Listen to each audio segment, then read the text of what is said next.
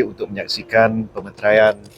perjanjian persefahaman antara Suruhanjaya Komunikasi dan Multimedia Malaysia atau MCMC bersama dengan Suruhanjaya Security atau SC. Ini merupakan langkah yang amat positif untuk memungkinkan kerjasama yang lebih erat di antara SC dan MCMC, terutama dalam usaha mengekang aktiviti scam yang melibatkan elemen-elemen seperti iklan pelaburan yang tidak dibenarkan, identiti yang disalahguna untuk tujuan scam dalam pelbagai platform media sosial, serta penyalahgunaan rangkaian bagi tujuan fraud yang merupakan satu kesalahan bawah Seksyen 233 Akta Komunikasi dan Multimedia.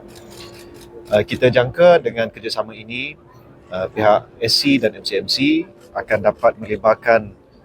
kerjasama yang pada waktu ini erat bersama dengan Jabatan Hukum Negara, bersama dengan Jabatan Siasatan Jenayah dan Jabatan Siasatan Jenayah Komersial Bukit Aman,